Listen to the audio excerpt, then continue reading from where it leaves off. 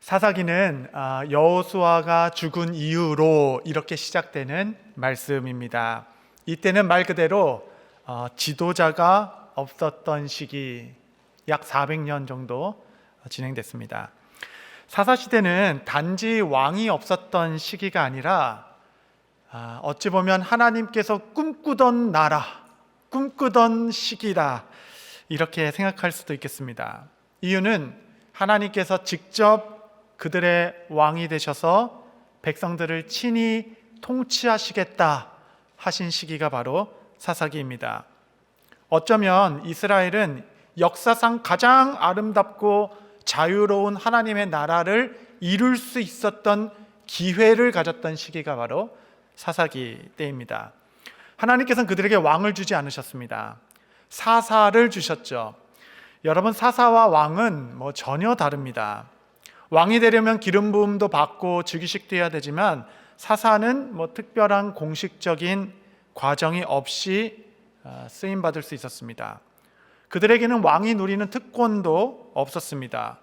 이거는 자녀에게 물려줄 수 있는 그런 성격의 지위도 아니었습니다. 12지파를 위해 사사는 군대를 소집할 수는 있었지만 이 또한 강제력은 없었습니다. 사사의 역할은 일시적이었어요. 전쟁이 일어나 군사를 모집하고 그 상황이 종료되면 각 지파로 흩어져 자기 자리로 돌아가는 자들이었습니다. 여호와 하나님만 유일한 왕이 되시는 나라, 이스라엘 사회에서 사사는 왕이 아니었고 하나님이 통치하시는 왕, 그분을 드러내는 일종의 파수꾼 역할이었습니다. 사무엘 시대에 이르러서도 하나님께서 왕을 주시기를 주저하셨죠. 그 이유는 내가 친히 그들의 왕이 되어 직접 통치하시고자 하는 하나님의 꿈이 있으셨기 때문에 그러셨겠습니다. 이는 교회를 향한 꿈이기도 합니다. 그리스도만 머리 되고 그리스도만 왕이 되는 공동체가 바로 교회이죠. 모든 기관, 모든 사람이 지위고하를 막론하고 그리스도 앞에 엎드리고 그분만 높이는 것. 그래서 교회의 주인은 오직 예수님 한 분뿐이 되는 것입니다. 교회는 왕이 없는 것입니다. 교회는 때를 따라 쓰임받는 사사들만 존재하는 것이죠. 그러나 여러분, 너무나도 슬프게 우리가 다 알다시피 이 시기에 이스라엘은 역사상 가장 큰 타락을 경험하게 됩니다. 왕이 없는 그 시기에 모두가 다 스스로 왕인 것처럼 왕이 되어서 살아가서 부패했던 시기가 바로 사사기죠. 사사기는 구약 역사상 가장 암울했던 400년의 역사를 기록하고 있습니다. 이 사사기는 사사들의 열정만 있는 것이 아니라 가장 마지막 17장 이후에는 이 사사기 전체를 이렇게 요약해서 설명하는 두 개의 결론을 갖고 있습니다. 이 두 개의 사건을 통해서 사사시대가 얼마나 암울했는지를 알려주는 두 가지의 사건이죠. 첫 번째 사건은 오늘 우리가 다룰 미가의 집에서 일어난 일이고, 두 번째 결론은 우리가 내일 다룰 것입니다. 레위인의 첩사건입니다. 첫 번째 사건은 당시 종교적 부패를 나타내고 있고, 두 번째 사건은 당시 도덕적 부패를 드러내고 있습니다. 오늘과 내일 우리가 금식하며 함께 기도할 때 이 모두가 왕이 되어서 살아가는 것과 같은 이 요란한 시대에 우리 스스로를 좀 돌아보고 회개하는 시간을 갖고자 하는 것입니다.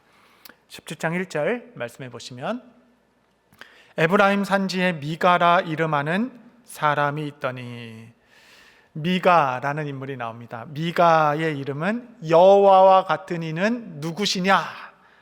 아주 좋은 이름의 뜻을 갖고 있죠. 분명히 신앙의 가정 아래 태어난 자인 것을 알 수 있습니다.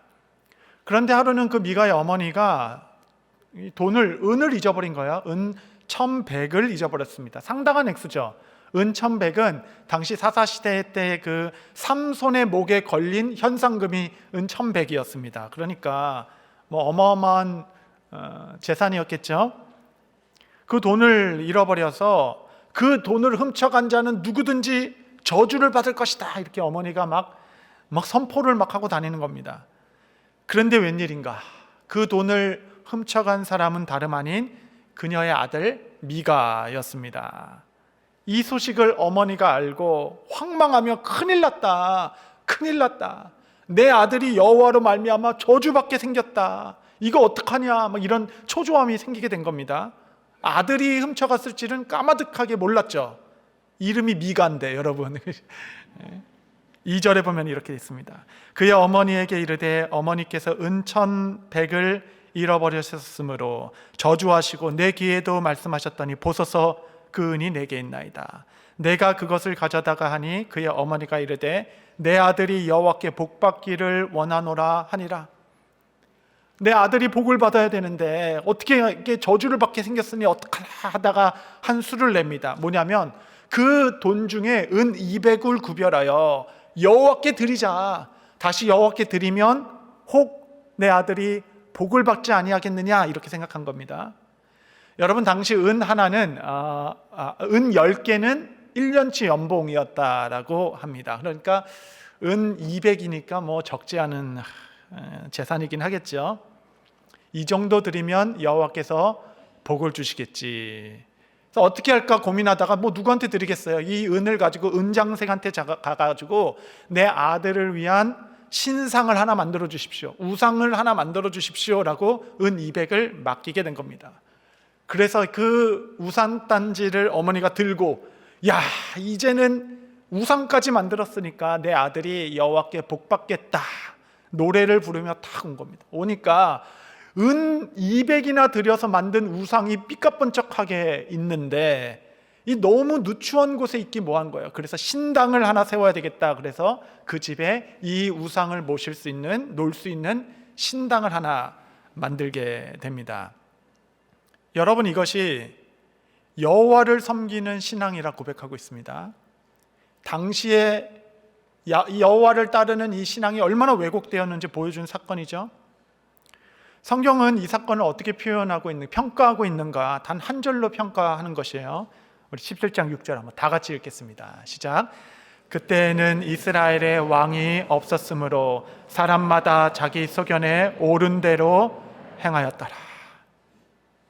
하나님을 섬기는 일에도, 그에게 복을 구하는 일에도 다 각자 자기 소견에 옳다 생각하는 대로, 자기 욕망에 눈에 마음에 차는 대로, 자신의 방법대로 하나님을 섬기던 시대가 바로 사사시대였습니다. 그 일이 하나님의 가증하게 여기든 그렇지 않든 상관없이 하나님께서 내 자녀에게 복을 주시겠다는 그 생각과 방식에 따라 자녀를 키우고 복을 강구하는 혼합된 종교, 뒤틀어진 영성. 미가의 어머니는 분명 하나님의 이름을 부르고 있지만 여호와의 이름만 부를 뿐 결국은 자기 욕망을 채우려는 종교 행위를 하고 있는 거죠. 여러분, 그녀의 이 종교 행동은 바알 종교, 다곤 신앙, 이런 당시의 가나안 종교와 하등 다르지 않습니다. 사실 차라리 바알의 이름을 부르며 그렇게 했으면 훨씬 더 안전했을지도 모르겠어요. 이단보다 더 무서운 거는 여러분, 유사 기독교의 형태만 갖췄을 뿐이지 그 내용의 본질, 그 알맹이는 세상과 하등 다르지 않은 미신 기독교, 자기 욕망의 숭배를 여호와의 이름 안에서만 하고자 하는 것. 여러분, 이게 무서운 겁니다. 하나님께 간구한다 하지만 실상은 나를 위하여 우상을 만들었고 내 자녀를 위하여 우상을 만들고 하나님께서 복 주시리라 믿었던 자가 바로 미가의 어머니. 그의 종교 생활에서 혹시 나의 모습은 발견되지는 않으십니까? 비극은 여기서 끝나는 것이 아닙니다. 이제 신상을 딱 세우고 신당까지 만들어 보니까 뭐가 하나 빠졌어요. 뭐가 빠지니까 제사장이 없는 겁니다. 누가 좀 제사장이 있어야 그럴듯하게 이게 구색을 맞출 터인데, 이런 고민을 하던 찰나에 유다에 속한 레위인 한 청년이 그 앞을 지나가는 것이에요. 그 청년을 탁 잡고 얘기하는 겁니다. 7절에 보니까 유다 가족에 속한 유다 베들레헴 한 청년이 있었으니 그는 레위인으로서 거기서 거류하였더라. 여러분, 미가는 에브라임 지파 사람이었습니다. 도대체 유다에 속한 유다의 직영 유업을 받은 레위인이 왜 에브라임 지병에서 거류하며 이렇게 방랑하고 있는 이유가 뭡니까? 도대체 유다에 있어야 될 사람이 왜 에브라임에 있는 건가요? 그 이유를 성경이 이야기합니다. 8절에 보면 그 사람이 거주할 곳을 찾고자 하여 그 성읍 유다 베들레헴을 떠나가다가 에브라임 산지로 가서 미가의 집에 이르매, 유다 지파 속에는 그 레위인이 거주할 곳이 없었어요. 그 성읍에는 그 레위인 자기 몸 하나 둘 곳을 찾고 찾다 없어서 그 성을 떠나게 되고 그 북쪽으로 산지 에브라임으로 올라가다 미가의 집과 마주하게 된 것입니다. 하나님께서는 아브라함에게 이스라엘 12지파에게 땅을 배분해 주실 때 레위인들에게는 땅을 주지 않으셨죠. 내가 너희를 거룩하여 나의 소유를 삼았다. 나는 너의 기업이 될 것이야 라고 얘기하면서 그들에게 거주할 땅을 주시지 않으시면서 12개 지파로 흩어져 놓으셨습니다. 왜 흩어 살게 하셨는가? 그 이유는 레위인들의 역할이 있기 때문에 그래요. 말라기서 2장 5절 6절을 보시면 레위와 세운 나의 언약은 생명과 평강의 언약이라. 내가 이것을 그들에게 준 것은 그로 경외하게 하려 함이라. 그가 나를 경외하고 내 이름을 두려워하였으며 그의 입에는 진리의 법이 있고 그의 입술에는 불의함이 없었으며 그가 화평함과 정직함으로 나와 동행하며 많은 사람을 돌이켜 죄악에서 떠나게 하였느니라. 이것이 레위인들이 흩어 살게 한 하나님의 계획이셨습니다. 그의 입에 진리의 법이 있고 하나님을 두려워하고 하나님을 사랑하여서 많은 사람들을 죄악으로부터 돌이키게 할 수 있도록 율법의 뜻을 풀어주고 율법을 설명해주고 말씀을 깨닫게 하고 지키게 함으로 비록 12지파로 흩어져 있으나 여호와 중심 신앙으로 하나됨을 유지할 수 있도록 레위인들로 흩어 살게 하신 것이죠. 그런데 그들에게 기업이 없었습니다. 그들은 자기 밭에서 나오는 소산이 없었어요. 그래서 하나님께서는 율법에 너희는 너희 11조를 거두어 일부를 레위인들에게 주고 일부는 고아들에게 좀 주고 일부는 거류하는 나그네들한테 주어서 그들이 부족함이 없게 하라라고 말씀하셨습니다. 그런데 여러분, 사사시대 유다에 있어야 할 레위인은 그 몸 하나 거류할 곳이 없었습니다. 사사시대 이스라엘 백성은 그 누구도 마땅히 하나님께 드려야 할 몫을 구별하여 드리지 않았습니다. 머물 곳이 없고 먹을 것이 없어서 그는 자기의 몸을 유지하기 위하여 에브라임까지 올라오게 된 것입니다. 여러분, 이 일은 이스라엘 역사 내내 있었습니다. 항상 있었어요. 느헤미야 13장 10절 보시면 내가 또 알아본즉 레위 사람들이 받을 몫을 주지 아니하므로 그 직무를 행하는 레위 사람들과 노래하는 자들이 각각 자기 밭으로 도망하였기로. 예배하는 사람들, 레위 집회 지키는 사람들이 다 자기 밭으로 도망갔어요. 그 누구도 그 몫을 돌려주지 않기 때문에 사는 게 힘들어서. 여러분, 어느 시대나 교회를 망가뜨리는 가장 위험한 요소가 있습니다. 교회를 단번에 망가뜨릴 수 있는 가장 위험한 요소는 목회자를 신격화하는 것이죠. 막 너무 높이는 겁니다. 여러분, 가당치도 않는 일 아니겠습니까?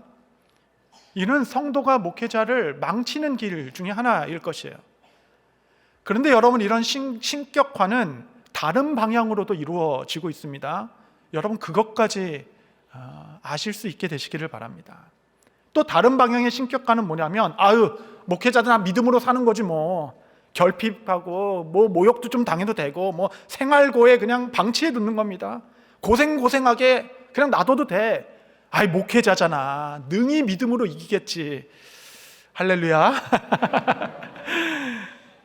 이거는 또 다른 모습의 신격화이죠. 여러분, 우리는 개신교, 성경은 가톨릭과 같은 성자의 개념이 없습니다. 우리는 성자로 사람을 추앙하지 않아요. 그건 성경적이지 않습니다. 우리 모두는 다른 직무를 받아 하나님께 똑같이 충성할 뿐이죠. 자기 영광에 너무 취해서 무너지고 있는 목회자도 너무 많지만 여러분, 이 시대에는 그런 분들은 소수고 훨씬 더 많은 목회자는 때에 맞는 격려와 돌봄을 받지 못함으로 말미암아 그의 영성이 무너지고 부르심의 자리에서 떠나는 일이 얼마나 많은지 모릅니다.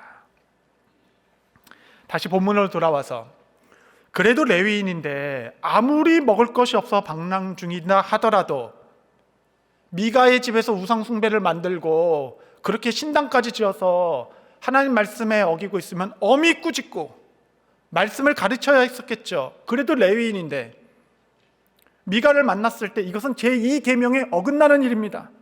우상 숭배입니다. 하나님이 기뻐하신 예배가 아닙니다. 이거는 복이 아니라 저주의 길입니다 라고 얘기했었어야 했죠. 그렇게 레위인이 얘기했다라면 이 비극적인 사건은 거기서 끝나는 것 아니겠습니까? 그런데 어떤 일이 일어났는가? 10절에 보시면 미가가 그에게 이르되 네가 나와 함께 거주하며 나를 위하여, 제일 중요한 단어입니다, 나를 위하여 아버지와 제사장이 되라. 내가 해마다 은열과 의복 한 벌과 먹을 것을 주리라 하므로 그 레위인이 들어갔더라. 아무런 훈계 없이 미가의 집에 머물며 내가 그 일을 위해 제사장이 되겠습니다. 도대체 무엇이 그를 유혹했을까요? 마침내 나도 거주할 것이 생겼다, 이제 나도 먹을 것이 생겼다, 이것일까요? 아니면 은 10벌과 은열과 의복가 연봉 두둑히 쳐주고 아주 멋진 의복도 줄게, 아니면 제사장이 되라, 이 타이틀의 유혹이 됐을까요? 도대체 뭐에 그 레위인이 그날 거기서 흔들렸을까요? 사실 레위 지파 중에 제사장은 아무나 될 수 있는 것이 아니었습니다. 레위 지파는 훨씬 더 큰 개념이고, 레위 지파 중에 아론의 가문만 제사장이 될 수 있었어요. 레위 지파는 훨씬 더 큽니다. 야곱의 아들이니까 아론의 가정만 제사장이 될 수 있는데, 제사장과 레위인의 지위와 그 위치가 너무 다른 겁니다. 제사장은 우선 옷이 화려해요. 옷만 화려하고 막 하고, 사람들이 제사장에게 막 축복 기도를 받고 싶어하고 막 화려하고, 제사를 드려도 제사장목은 항상 구별해가지고 먼저 드리고 이렇게 합니다. 레위인들은 전혀 그렇지 않았어요. 이들은 한마디로 허드렛 일 하는 일이었습니다. 맨날 무교병 반죽해야 되고, 짐승을 각뜨면 그 피 있는 거 다 닦아내고 청소하고, 이런 어려운 일들을 하는 일이었죠. 그래서 그 스룹바벨 1차 포로 귀환 때도 자, 우리가 다시 성전으로 돌아갑시다 했을 때 제사장은 4,200명이 나왔어요. 4,200명. 그래, 그 영광스러운 직분, 제사장이 내가 돌아가야지라고 4,200명이 나왔습니다. 레위인은 훨씬 더 큰 개념이라고 했죠. 레위인은 몇 명 나온지 아십니까? 여러분, 341명. 341명. 비교도 않지 않게 레위인들이 많아야 하는데 그 고생하는데 난 가고 싶지 않다. 그게 레위인의 어떤 직무였습니다. 2차 기한 에스라 때는 전체가 1,500명이었는데 레위인은 한 명도 나오지 않았어요. 빵명. 그래서 에스라는 레위인 없이 예배를 드릴 수가 없다 하여서 강제로 사람을 데려오기 시작하죠. 제사장은 명예로운 직분이었으나 레위인은 힘든 일이었습니다. 그들은 백성들의 11조로 살아가야 되는데 패역한 시대일수록 그들의 미래는 보장되지 않고 있었죠. 그 레위인들은 내가 제사장이 되는 거야? 눈이 번쩍였습니다. 더 빛나는 일을 하고 싶었어요. 더 중요하고 안정돼 보이는 자리에 자신을 드리고 싶었습니다. 그의 본심은 나중에 18장에 나오게 됩니다. 18장에 단지파가 나와요. 갈수록 가관입니다. 뒤로 갈수록 더 어두워져요. 18장에 단지파가 나오는데, 이 단지파는 그 이름도 유명한, 여러분, 하나님께서 부여받은 약속의 유업을 송두리째 빼앗긴 지파. 송두리째, 다른 지파는 일부 조금씩 빼앗겼는데 땅 전체를 완전히 가나안 민족들에게 다시 빼앗겨 버리게 됩니다. 그러니까 이 지파 사람들이 갈 데가 없는 거예요. 우르르르 몰려다니면서 여기저기 다니면서 이 집에 가서 요거 빼앗고, 저기가 저기서 저게 빼앗는 겁니다. 근데 단지파 사람들이 지나가다 보니까 미가의 집에 눈이 아주 그냥 번쩍이는 멋진 신상이 있는 거예요. 그 신상을 보고 그것을 빼앗아 가려고 600명의 장수를 보냅니다. 싸워야 할 때 싸우지 않고 엉뚱한 데서 그렇게. 근데 여러분, 이 유다 레위인이 고용인이잖아요. 제사장 그 지키는 자 아니겠습니까? 그렇다면 뭐 사명감이라도 가지고 월급도 받으니까 내가 여기를 지키겠다 막 이렇게 좀 뭐 해야 되는 거 아닙니까? 그래서 앞에 탁 막아섰어요. 그러니까 그 단지파의 한 사람이 그 레위 청년에게 이렇게 얘기합니다. 너 한 가정의 제사장 될래? 아니면 우리 지파의 제사장 될래? 그 한마디에 그 우상 단지 들고 단지파를 쫓아나갑니다. 18장 19절 20절. 제 말이 사실이라는 걸 여러분 확인을 해드려야 돼요. 그거 진짜 그런 얘기 난 못 읽었는데 막 그런 눈빛으로 지금. 그들이 그에게 이르되 잠잠하라. 네 손을 입에 대라. 우리와 함께 가서 우리의 아버지의 제사장이 되라. 네가 한 사람 집의 제사장이 되는 것과 이스라엘 한 지파 한 족속의 제사장이 되는 것 중에 어느 것이 낫겠느냐 하는지라.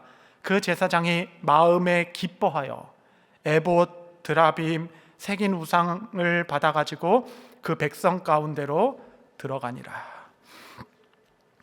여러분, 이것은 레위인들의 또 다른 욕망 아닙니까? 미가의 어머니가 복받기 위하여 했던 것처럼 레위인은 더 좋고 더 화려하고 더 안정돼 보이고 더 좋은 자리를 계속 옮겨 다니면서 비록 하나님을 섬기겠다라고 말하면서 자기의 또 다른 욕망을 채우고 있는 한 종교인의 모습.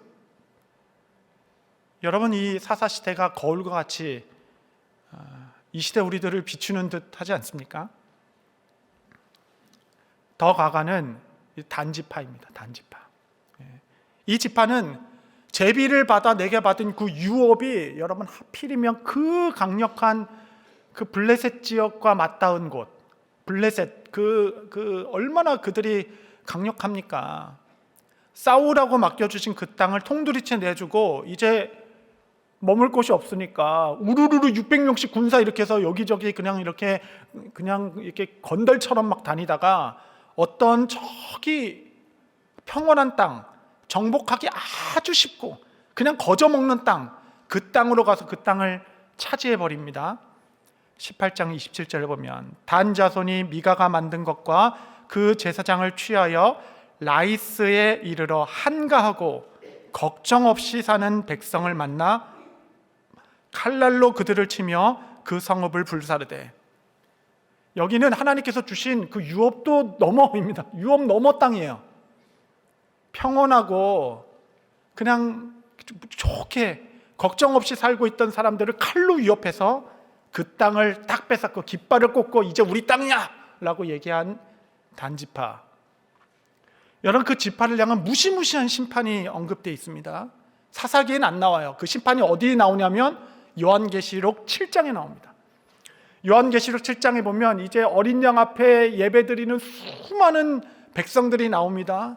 그 백성들을 12지파 해서 14만 4천 명이나 상징적 숫자로 택한 백성, 누구 지파에서 얼마, 누구 지파에서 얼마, 14만 4천 명을 상징적으로 말하고 있죠. 그 12지파에 여러분 단지파는 없습니다. 단지파는 하나님의 나라 그 유업을 잃어버린 지파입니다. 이 땅에서 그가 싸워야 될 때 싸우지 않고 평온한 데 가서 얼마나 이렇게 떵떵거리며 살았는지는 모르지만 영원하신 하나님 나라의 기업, 그날 거기서 그들은 아주 부끄러울 것이에요. 그들의 이름은 12지파에서 지워지게 됩니다. 여러분, 우리가 이 땅에서 잠깐 살고 지나가는 인생인데 하나님 나라 기업 하나 없이 정말 여러분 이 땅에서 어떻게 사시겠습니까? 도대체 이게 어디서부터 잘못된 건가요? 도대체 이렇게 엉망진창인 나라가 된 이유가 무엇입니까? 욕망에 가득 차서 하나님을 이용하고 하나님을 섬긴다 하면서 자기 우상을 만든 미가의 어머니가 잘못한 것인가요? 아니면 자기 소명 부르심 다 잊어버리고 그냥 우상 숭배 현정을 보면서도 먹고 사는 자기 문제, 내 자리 그냥 화려한 것만 미혹된 레위인이 문제인가요? 아니면 그 누구도 그 시대의 레위인의 몫을 따로 떼어 구별해 주지 않고 나 사는 거에 바빠서 아무도 관심 갖지 않았던 이스라엘 백성들의 문제입니까? 아니면 그들 모두의 문제였나요? 여러분, 이 모든 것 중에 가장 고통스러운 사실은 여기에 등장하는 그 누구도 바알을 부르고 아스타롯을 부른 사람이 없다라는 것입니다. 이 모든 자들이 여호와의 이름을 부르며 그로부터 받을 복을 확신하며 가증스러운 행동을 하고 있다라는 것입니다. 여러분, 정말 우리는 괜찮습니까? 이 시대의 교회들은, 목회자들은 다 괜찮은 건가요? 언제쯤 우리는 이 본문을 좀 편하게 읽을 수 있겠습니까? 이 미가의 집 에피소드 중에 가장 가슴 아픈 대목은 이 미가 어머니의 고백입니다. 17장 13절에 보면 이에 미가가 이르되 레위인이 내 제사장이 되었으니 이제 여호와께서 내게 복을 주실 줄을 아노라 하니라. 이제 여호와께서 내게 복을 주실 것이다. 내가 이렇게까지 했는데 그는 그렇게 믿은 것 같습니다. 이 말씀을 좀 여러분과 좀 두 가지로 적용하고 싶어요. 첫 번째 적용은 정말 하나님은 어느 가정에 복을 주시는가? 너무나도 아이러니하게 이 동시대를 살아갔던 또 하나의 가정이 있습니다. 여러분, 태풍의 눈이라고 아시죠? 태풍의 눈. 태풍의 눈이 그냥 모든 것을 쓸어버릴 것만 같이 그냥 강력하게 하더라도 그 중심은 아주 고요하고 잔잔하다라고 합니다. 이런 비극의 시대에 하나님께서 복 주신 가정이 기록되어 있어요. 그게 바로 룻의 가정입니다. 룻기서 1장 1절에 보면 사사들이 치리하던 때에 그 땅이 흉년이 드니라. 유다 베들레헴 한 사람이 그의 아내와 두 아들을 데리고 모압 지방에 가서 거류하였는데, 룻의 가정이죠. 격동하는 사사기 그 시대에 하나님께서 매우 서정적이고 평온한 그 가정에 복을 더하셨습니다. 하나님은 그 시대에 침묵하고 계셨던 것이 아니라 그 시대에도 하나님 마음에 맞는 그 가련한 여인의 가정을 유심히 보시고 그 가정에 복의 복을 더하고 계셨습니다. 하나님께서는 미가의 집에 어마어마한 돈을 들여서 내 가정에 복을 주십시오라고 이게 큰 프로젝트를 한 자기 욕망 숭배자에게 복을 주신 것이 아니라 남편도 잃고 두 아들도 잃은 비참한 여인, 무기력하여서 나는 가진 것이 아무것도 없다, 나는 말하라 쓴물과 같은 여인이다라고 얘기하는 그 어머니와 끝까지 충성하여, 어머니의 하나님이 나의 하나님입니다, 그 뒤를 쫓아간 그 가냘픈 여인 룻, 하나님은 그녀를 보고 있었어요. 미가의 어머니가 아니라 같은 시대에 전혀 다른 배경을 가진 두 여인, 하나는 에브라임 지파였어요. 하나는 모압 족속의 이방인이었습니다. 하나는 어마어마한 재산으로 큰 일들을 하기 시작했어요. 나는 내 소속 제사장도 있다. 하나는 아무것도 할 수 없어 시어머니를 돌보기 위하여 남의 밭에 가서 이삭을 주워야 할 가련한 여인이었습니다. 한 명은 연봉을 은 10개씩 주면서 제사장을 고용한 자였다면, 한 명은 남의 밭에 허리를 굽혀 이삭을 주어 하루하루를 살아갈 수밖에 없었던 자입니다. 하나님의 눈은 보아스와 룻에게 고정되어 있어서 그 룻에게 축복하실 때는 만왕의 왕이 너희 허리에서 나올 것이다, 하나님께서 축복해 주셨습니다. 여러분, 우리가 이 땅에 살면서 무슨 큰 일을 해야 되는 것은 결코 아닙니다. 혹시 나의 주변에 나오미와 같은 가련한 성도가 혹시 있습니까? 이 한마디가 복을 받게 하는 것이에요. 당신을 결코 혼자 두지 않겠습니다. 혼자 이 시련을 이겨나도록 하지 않겠습니다. 내가 당신과 함께 하겠습니다. 이것은 보아스에게도 적용되었습니다. 냉수 한 잔 마시게 하고 이왕 주워가는 것 좀 편하게 죽도록 이삭을 좀 더 떨어뜨려 놓고 가련하고 어려운 자들을 돕기 시작하는 것, 하나님께서 그 가정에 복을 주셨습니다. 성도 여러분, 여러분의 삶이 비참하다 말씀하지 마십시오. 여러분의 삶은 하나님의 임재로 충만합니다. 이 땅에서 떵떵거리고 살다 하나님 나라의 유업 하나 없이 부끄러운 것보다 이 땅에서 비록 가련할지라도 보아스의 밭이 되어서 가련한 자들을 돕고 서로 충성과 위탁 가운데 서로를 돌보아 하나님의 나라를 이루어 그의 유업을 유산으로 받는 것이 훨씬 더 복되다 하겠습니다. 두 번째 적용, 정말 이러한 삶을 살기 위하여 우리가 오늘 현재 다뤄야 될 것은 나의 욕망을 다루는 일입니다. 여러분, 우리는 지성도 있고 체력도 있고 활력도 있고 건강도 있는데 이게 다 제한적이에요. 누구도 체력이 청년 때부터 그만큼 좋은 노년기를 보내는 사람은 없습니다. 지성도 점점점 떨어져요. 체력도 떨어지고 힘도 떨어지고 다 점점점 없어지는 겁니다. 그런데 여러분, 인간에게 한계가 없는 것은 단 하나 있습니다. 그것이 바로 욕망이에요. 욕망. 욕망은 정말 이거는 수그러들지가 않습니다. 종교나 신앙 자체가 욕망을 무마시키거나 없다 할 수 없게 하죠. 욕망은 종교로 다스리는 것이 아닙니다. 욕망이 끝나는 순간이 있어요. 딱 한 곳. 그것이 바로 죽음입니다. 죽음. 우리는 평생 움켜졌던 이 주먹을 죽었을 때나 피는 사람들입니다. 죽음의 권세만이 내 안의 욕망을 다스릴 수 있습니다. 성경은 내가 그리스도와 함께 십자가에 죽었다라고 얘기합니다. 그날 거기서 십자가에 박힌 것은 예수 그리스도뿐만 아니라 나의 탐심과 욕망이 함께 죽었다 말씀하셨습니다. 갈라디아서 5장 14절 한번 같이 읽겠습니다. 시작. 그리스도 예수의 사람들은 육체와 함께 그 정욕과 탐심을 십자가에 못 박았느니. 우리 한 번 더 읽겠습니다. 시작. 그리스도 예수의 사람들은 육체와 함께 탐심을 십자가에 못 박았느니라. 날마다 십자가로 말미암아 날은 죽고 예수로 살아가는 새 사람을 힘입어야 합니다. 그런 권세가 십자가 안에 있다라고 얘기합니다. 여러분, 십자가는 우리에게 어떤 의미인가요? 갈라디아서 6장 14절. 그러나 내게는 우리 주 예수 그리스도의 십자가 외에 결코 자랑할 것이 없으니 그리스도로 말미암아 세상이 나를 대하여 십자가에 못 박히고 내가 또한 세상에 대하여 그러하니라. 세상을 향한 우리가 지워질 수 없는 욕망을 십자가에 못 박는 것, 그것이 십자가의 권능이고 십자가의 능력이라 이야기합니다. 우리 삶의 유일한 소망은 십자가 앞에 나아가는 것입니다.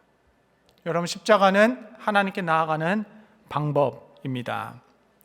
이 저녁에 우리가 함께 기도할 것은, 하나님, 내 스스로를 의지하지 않겠습니다.